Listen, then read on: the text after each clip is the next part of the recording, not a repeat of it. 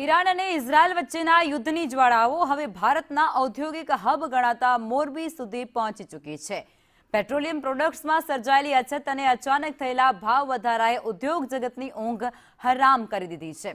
ખાસ કરી મોરબીના વિશ્વવિખ્યાત સિરામિક ઉદ્યોગ સહિત અન્ય એકમોએ 15 એપ્રિલ સુધી ઉત્પાદન બંધ રાખવાની ફરજ પાડી છે।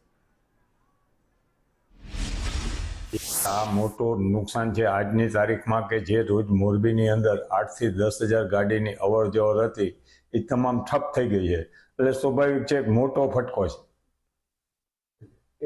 મોટો ફટકો સાથે એની સાથે કોમર્શિયલ ડીઝલમાં પણ અત્યારે વધારે સીધી વસ્તુ છે। કોમર્શિયલ ડીઝલમાં એટલા માટે વધારો કે ભાઈ આજ ડીઝલની અત્યારે શોર્ટેજ છે કે નથી, પણ ભવિષ્યમાં શોર્ટેજ પડે તો એના માટેના આગામી ચેતવી પગલાં છે ગવર્મેન્ટના। આશરે મહિને 6-7-8 લાખનું ડીઝલ લોડર વગેરે સાધનોમાં જોતું હોય, તો જે આ 20-22 રૂપિયાનો વધારો થયો છે તો એ સામે એટલું ભારણ વધવાનું છે। અત્યારે અમારી ફેક્ટરી બંધ છે, તો માનો કે ફેક્ટરી ચાલુ હોય તો આ ડીઝલના ભાવ વધે। અમારે 100% મટીરિયલ બધું રાજસ્થાનથી આવે છે, તો ભાડા તે ટ્રાન્સપોર્ટિંગના ભાડા વધવાના છે।